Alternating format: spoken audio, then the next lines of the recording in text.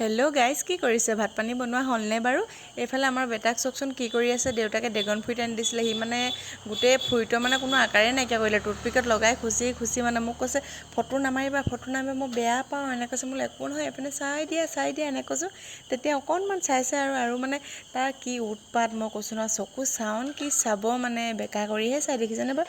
আনফালে এয়া মই বনাব লৈছোঁ মাংস। আমাৰ ঘৰত আজি আলহী আহিছে, মানে খুৰা খুৰী আহিছে। এয়া দেখিছেনে বাৰু, বিলাহীৰ লগত আলু দি গ্ৰেভি বনাম। এইফালে মাংস ভাজিলোৱে মই, দেৰি কৰিবলৈ যিহেতু টাইম নাই। আজি ব্ৰইলাৰ বনাইছোঁ। গাহৰি যিহেতু আমাৰ খুৰা খুৰীহঁতে নাখায়, সেইকাৰণে ইয়াত ব্ৰইলাৰ মানে গ্ৰেভি বনাওঁ বুলি ল'লোঁ। তাৰপিছত এইপিনে আলু দি দিলোঁ। দিয়াৰ পিছত অলপ লৰাই দিয়াৰ পিছতে আৰু এইখিনি মানে শ্বৰ্টকৈ দেখাইছে, দীঘল হ'লে যিহেতু চাবলৈও দিগদাৰ হয়। এইফালে ব্ৰইলাৰ গ্ৰেভি ৰেডি, আনফালে দাইলো ৰেডি। আৰু এই দেখিছেনে, মোৰ ভাত হ'লে আৰু বাৰীলৈ ভাত চবকে খাবলৈ মাতিলোঁ। এইফালে ছোৱালী ভাত দিয়াৰ লগে লগে খালে আৰু এইগৰাকী হৈছে আমাৰ খুৰী, এয়া হৈছে মোৰ ভাইটি, আৰু এয়া হৈছে মোৰ সৰু খুৰা। এইফালে হৈছে আমাৰ জন্ম বুলি এইপিনে চাই দিয়াচোন বুলি কৈছোঁ। যিটো হাঁহি মাৰিছে দেখিছেনে বাৰু?